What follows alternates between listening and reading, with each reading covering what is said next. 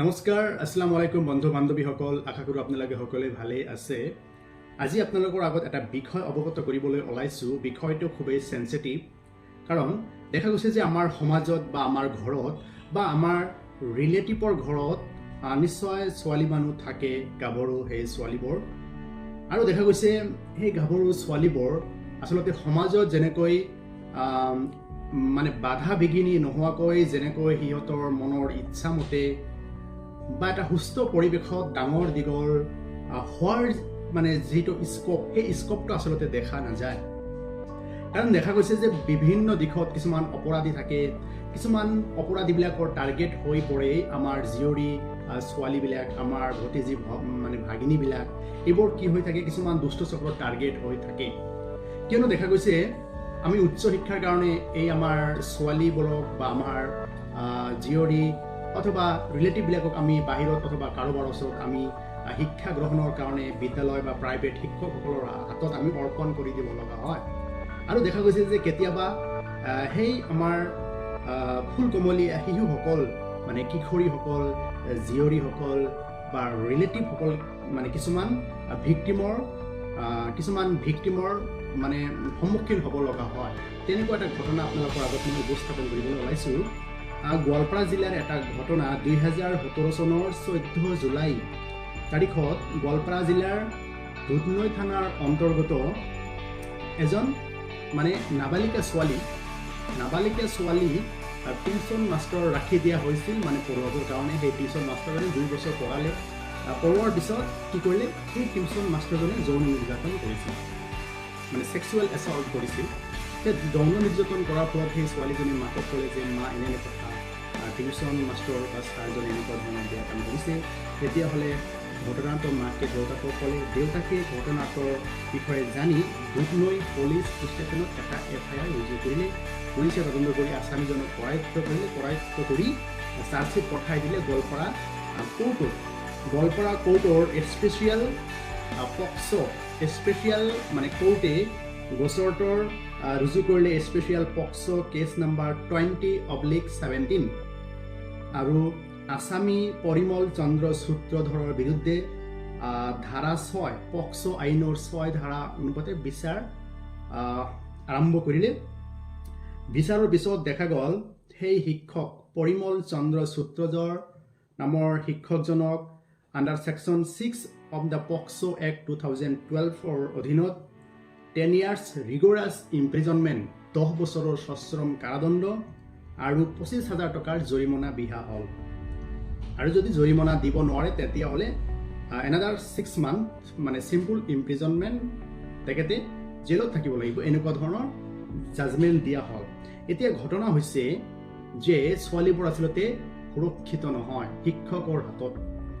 গতিকে আমাৰ ছোৱালীবিলাক আমি হয়তো প্ৰাইভেট স্কুল বা অন্যান্য চৰকাৰী বিদ্যালয়ত আমি পঢ়াওঁ। কেতিয়াবা সেই ছোৱালীবিলাক কি হয়, ভিক্টিমাইজড হয়, যৌন নিৰ্যাতনৰ বলি হয়। এয়া এটা ঘটনা আপোনালোকৰ আগত মই দাঙি ধৰিলোঁ। তাৰপিছত দেখা গৈছে যে খোদ মহিলা ন্যায়াধীশ এজনীয়ে ছিনিয়ৰ পুৰুষ ন্যায়াধীশৰ পৰা কি পাইছে, যৌন হাৰাশাস্তি পাইছে।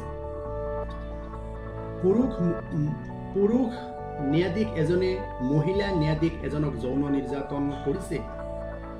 বৰ্তমান সময়ৰ ঘটনাটো উত্তৰ প্ৰদেশৰ বান্ধা জিলাত এই মহিলা ন্যায়াধীশজনে এলাহাবাদ উচ্চ ন্যায়ালয়ত ইয়াৰ বিৰুদ্ধে কি কৰিছে, অভিযোগ দাখিল কৰিছে। আৰু সেই অভিযোগ সন্তুষ্ট নোহোৱাৰ ফলত মহিলা ন্যায়াধীশজনে উচ্চতম ন্যায়ালয়ৰ মুখ্য ন্যায়াধীশ জাষ্টিছ DY চন্দ্ৰচূড় চাহাবলৈ এটা কি কৰিছে, অপেন লেটাৰ এখন পঠিয়াই দিছে। সেই লেটাৰটো ইতিমধ্যে ছ'চিয়েল মিডিয়াত ভাইৰেল হৈ পৰিছে।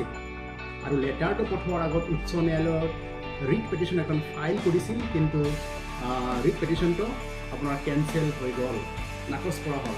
গতিকে দেখা গৈছে যে মহিলা ন্যায়াধীশ এজনে তেখেতৰ কৰ্মস্থলীতো সুৰক্ষিত নহয়, যৌন নিৰ্যাতনৰ বলি হ'ব লগা হৈছে। আৰু এটা ঘটনা আপোনালোকক অৱগত কৰিবলৈ ওলাইছোঁ। নিজৰ পিতৃয়ে 5 বছৰীয়া কন্যাক কেনেকৈ যৌন নিৰ্যাতন চলাইছিল আৰু আদালতে পানিছমেণ্ট ইম্প'জ কৰিলে। তেনেকুৱা ধৰণৰ ঘটনা হৈছে ৰামদাস ভাৰ্চেছ ষ্টেট ইন 2018। ঘটনাটো দিল্লীত। নিজৰ পিতৃৰ 5 বছৰীয়া কন্যা যৌন নিৰ্যাতন চলাইছিল। গতিকে চাওক, আপোনালোকৰ আগত তিনিটা ঘটনা উপস্থাপন কৰিলোঁ। গতিকে এই ঘটনাৰ জৰিয়তে আমি দেখিবলৈ পাওঁ যে মহিলাসকল সমাজত সুৰক্ষিত নহয়, আৰু অকল মহিলাসকল যে সুৰক্ষিত নহয় ইয়াৰ বাবে দায়ী সমাজ ব্যৱস্থা। আৰু এই সমস্যাখিনি দূৰ কৰিবৰ কাৰণে অভিভাৱকসকল সচেতন হ'ব লাগিব। যিবিলাক মানে পুৰুষ মানুহ আছে, সেই পুৰুষ মানুহবিলাক অলপ কি সচেতন হ'ব লাগিব। আইনৰ ভয়াৱহতাৰ কথা আপোনালোকে জানিব লাগিব। POCSO, protection of children from sexual offences act 2012 ভয়াৱহ আইন। এই আইনৰ ছেকশ্যন 6 অনুযায়ী লম্পট শিক্ষক পৰিমল চন্দ্ৰ সূত্ৰধৰক 10 বছৰ কাৰাদণ্ড বিহা হ'ল। গতিকে এই আইনৰ ভয়াৱহতাৰ বিষয়ে আমি জানিব লাগিব। আৰু যিবিলাক ইনষ্টিটিউশ্যন, স্কুল, কলেজ এইবিলাকৰ দায়িত্বত থকা ব্যক্তিসকলে সচেতন হ'ব লাগিব। ছোৱালীবিলাকৰ গাৰ্জিয়ানবিলাক সচেতন হ'ব লাগিব। আৰু সংগঠন, সমাজ দৰদী সংগঠন, দল সংগঠনবিলাকেও অলপ সচেতন হ'ব লাগিব। আৰু ছোৱালীবিলাক অলপ এই বৰ্তমানৰ সমাজৰ যি সমাজ ব্যৱস্থা, নাৰীৰ প্ৰতি যি আক্ৰমণ চলি আছে, দিনক দিনে বৃদ্ধি পাবলৈ ধৰি আছে, এইবোৰ কথা জানি বুজি আইনৰ কঠোৰ প্ৰণয়ন, পুলিচ ব্যৱস্থা অলপ শক্তিশালী হ'ব লাগিব। তেতিয়াহ'লে সমাজৰ পৰা এই কুসংস্কাৰ অথবা যৌন নিৰ্যাতন, মহিলাৰ বিৰুদ্ধে, ছোৱালীৰ বিৰুদ্ধে হোৱা যৌন নিৰ্যাতন নিশ্চয় ৰোধ হ'ব। গতিকে আপোনালোকৰ আগত এই দৃষ্টিভংগী চেঞ্জ কৰিবৰ কাৰণে মই এই ভিডিঅ'টো বনালোঁ।